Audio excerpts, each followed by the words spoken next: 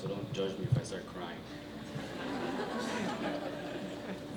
I'm Chris, and I'm a YA and in college.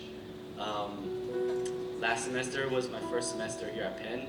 No, I'm not a super senior. Let me explain. First, let me give a shout out to everyone that couldn't make it here.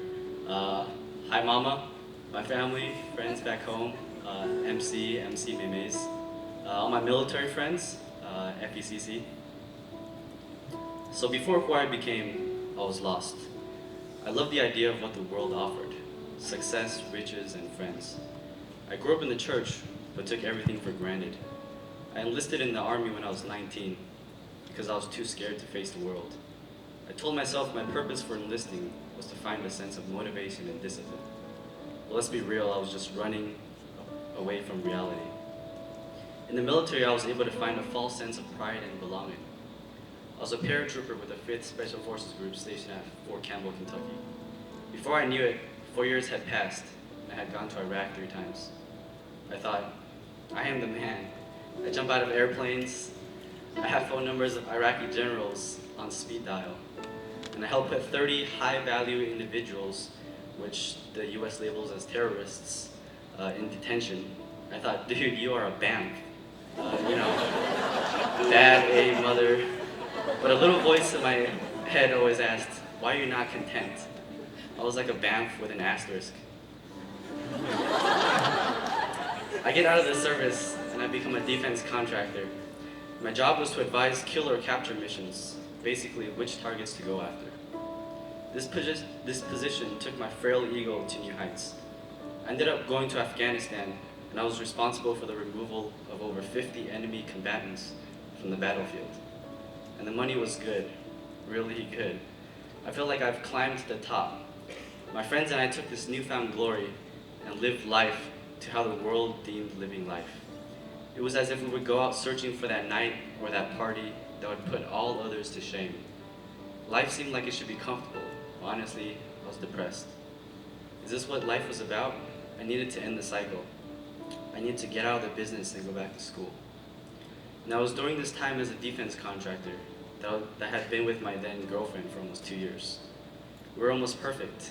Our personalities were the same, sense of humor were the same. She was in medical school, she was smart and driven, and I actually owe a lot to her. It was she who pushed me to retake my SATs and ACTs and to apply for schools. And yet there was one thing that didn't feel right. She wasn't a Christian. I know I wasn't a practicing Christian then either, so why would that bother me? I don't know how that works either. Summer of last year, I flew home for a family friend's wedding.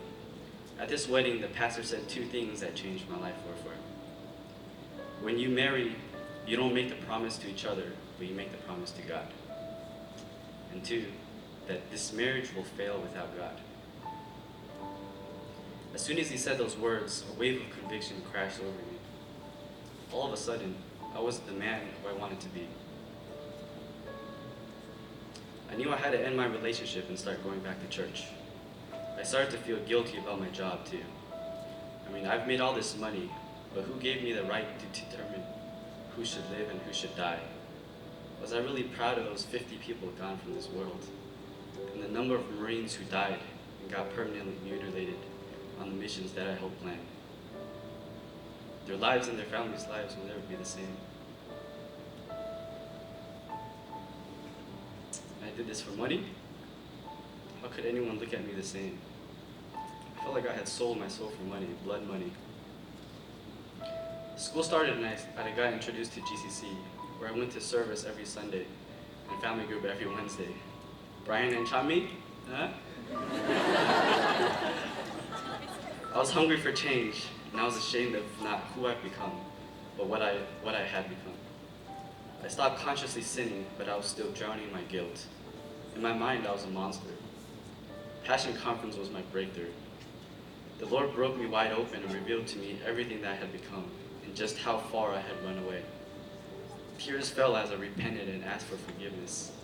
I was like, come on now, men do not cry. Soldiers do not cry. But I saw the faces of those 50 people, some of them children.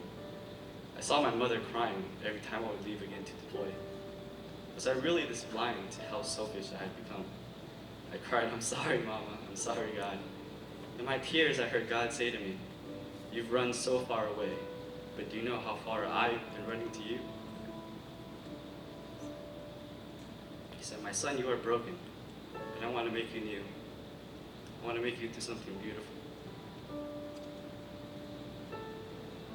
That following Sunday, November 4th, I stepped out of my comfort zone and made a covenant with God. I said, "Lord Jesus, anything, anytime, anywhere, I am ready."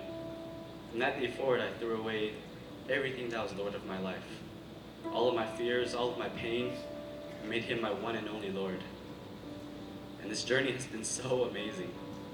Of course, the battle is still fought every day, but the growth that I've experienced makes me so thankful that He chased after me. Starting with meditating on His Word and learning to trust in Him, He has revealed Himself to me day after day. Now my morning devotions not only help me, but God has been placing people in my path that give me the opportunity to share what the Lord has been revealing. My biggest fear is to regret not following after Him wholeheartedly. At the end of Matthew, Mary goes to the tomb to find Jesus. After a violent earthquake, an angel of the Lord told her that He has risen, and for her to tell the disciples that they will see Him in Galilee. Verse 8, it says, "So the woman hurried away from the tomb, afraid yet filled with joy, and ran to tell His disciples." When God first called me at that wedding to go follow Him, I was still very much afraid. Verse 9 says, "Suddenly Jesus met them. And through my fears, Jesus came and made it abundantly clear that He wants this relationship with me." And so my prayer is this: Lord, don't ever let me be comfortable with where I am, so that my faith and trust continues to grow, and I will know more of Your heart every day. This now bold paratrooper will continue to run towards Him and will not be afraid of crying in His presence and in His glory.